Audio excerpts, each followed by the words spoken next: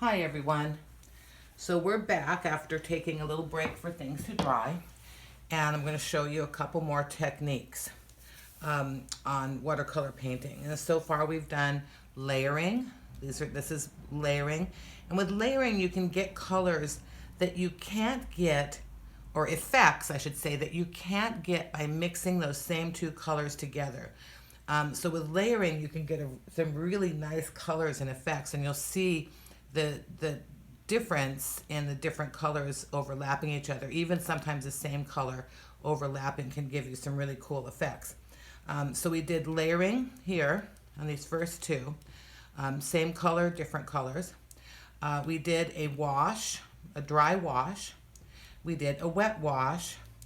And then we did some masking here with a white crayon, right? Let's go over that.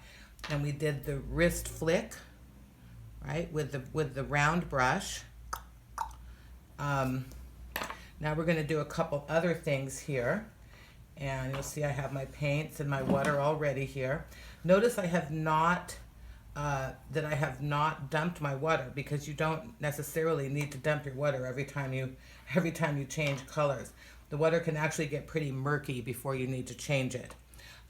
So the first thing we're going to do to get started is we're going to take your orange. Make sure you hydrate some orange paint, right, if it's not already hydrated, because we did take a break for things to dry.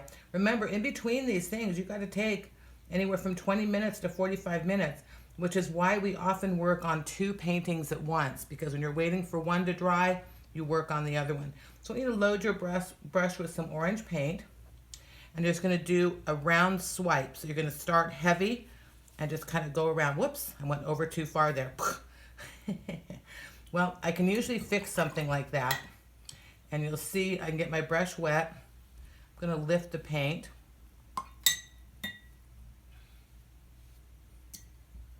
Didn't really mean to have orange on this side. So I'm just going to lift it.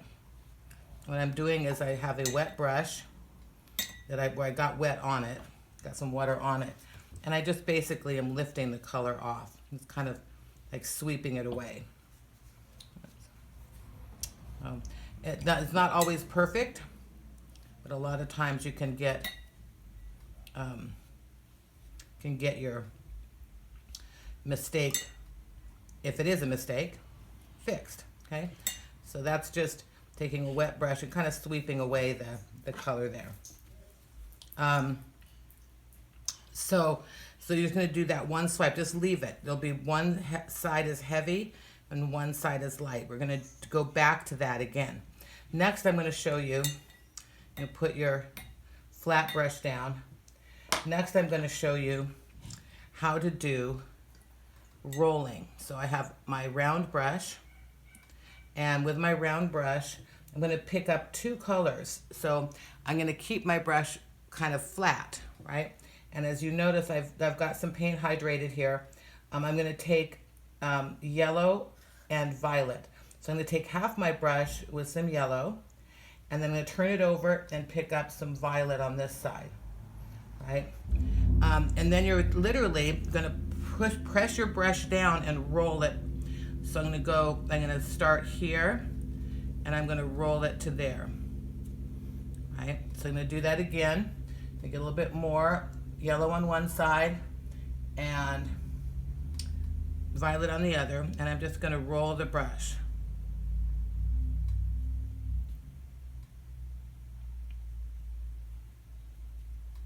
Okay. So you see I've got I've got yellow and violet in this roll, and this is a great way to kind of make flowers, right? And they look pretty realistic because the petals end up looking more like real flowers. Okay, so I'm going to rinse my brush from that, leave that to dry, just like I'm going to leave the orange to dry.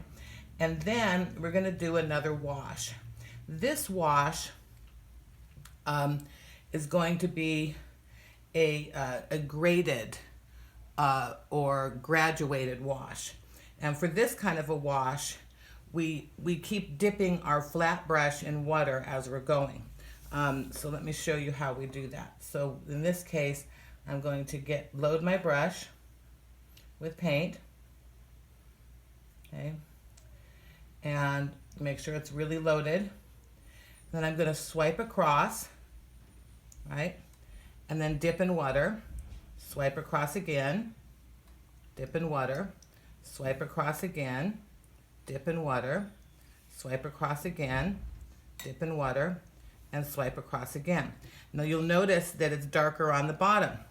You can also pick up your board and kind of get the wash to go down a little bit so that it even has a darker, you can see I'm going to kind of move my board to get a little bit darkness on this side too. There we go. You can see it's slowly creeping over there. Okay, and then you just leave it to sit and dry. Okay, now we're going to try a two-tone wash. So I'm going to use two different colors or shades here. So I'm going to start off with this kind of, and with the two-tone wash, I'm going to show you how to do clouds. So I want you to make sure you have a clean Kleenex, okay? You want a clean Kleenex for this. So here's I'm loading my brush up, okay? And I'm going to start going across. And you have to work fast with this, okay, if you're going to make some clouds, right? So then I'm going to pick up another color here. So this is two tones, right? And, whoops, the wrong one. There we go. Okay, so there's two tones there. Now I'm going to take my Kleenex, and I'm going to do a little rubbing. Right, so we're basically making some clouds. You're blotting or rubbing the clouds out. This sometimes works better with a wet wash, and we'll go and we'll fix these clouds later, so we'll have a little bit more detail on them.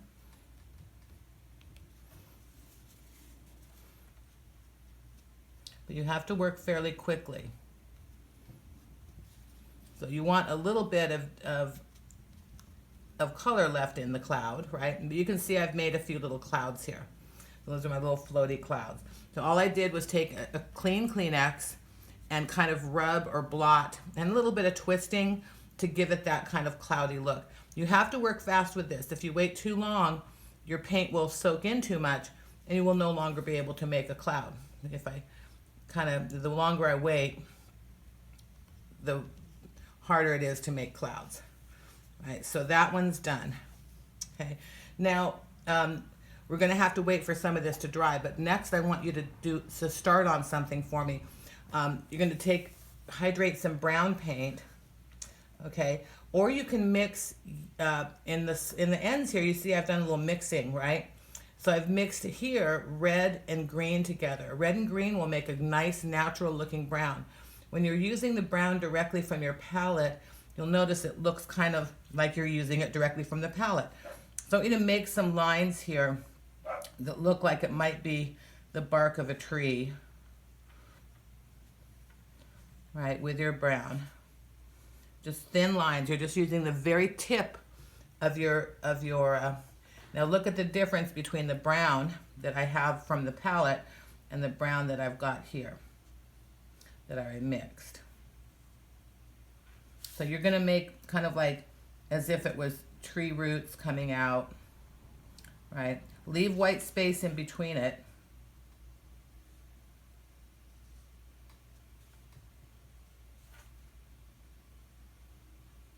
But you're going to definitely make a few kind of lines as if they were bark, right? Leave some room. Don't connect all the lines. And then make some branches. You see how I'm not making big thick lines, I'm just kind of making some little thin ones. And I'm not even necessarily connecting them all.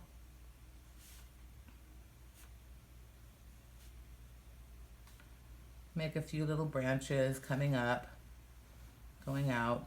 Try to keep just the tip of your brush, okay?